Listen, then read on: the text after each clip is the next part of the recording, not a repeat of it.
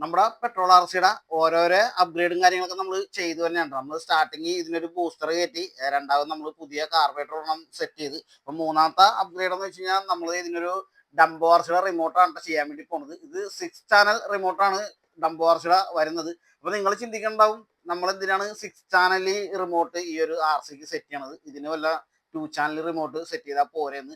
അത് നിങ്ങൾക്ക് മനസ്സിലാവണമെന്നുണ്ടെങ്കിൽ ഞാൻ ഓരോരോ അപ്ഗ്രേഡ് വീഡിയോ ഇടാൻ നേരത്തെ നിങ്ങൾക്ക് ഈ 6 ചാനൽ റിമോട്ട് ഞാൻ എന്തിനാണ് ഈ ഒരു ആർസിക്ക് സെറ്റ് ചെയ്യണമെന്ന് നിങ്ങൾക്ക് മനസ്സിലാവുള്ളൂ. ഇതാണ് കേട്ടോ ഡംബോർസിയുടെ റിമോട്ടും റിസീവറും വരുന്നത്.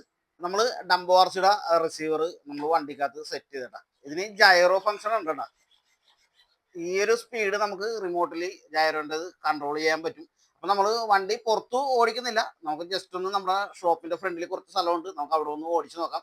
ഇത് ഗ്രൗണ്ടിൽ ഓടിക്കുന്നത് വെച്ചാൽ ഫുള്ള് അപ്ഗ്രേഡ് കഴിഞ്ഞതിന് ശേഷമേ നമ്മൾ ഗ്രൗണ്ടിലായിട്ട് വണ്ടി ഇറക്കുകയുള്ളൂ. അപ്പം നമുക്ക് തൽക്കാലം നമ്മുടെ ഷോപ്പിന്റെ ഫ്രണ്ടിൽ ഒന്ന് ഓടിച്ചു നോക്കാം. കുറേ നാളായി വണ്ടി ഒന്ന് ഓടിച്ചിട്ട്, അപ്പം നമുക്ക് ജസ്റ്റ് ഒന്ന് ഓടിച്ചു നോക്കാം.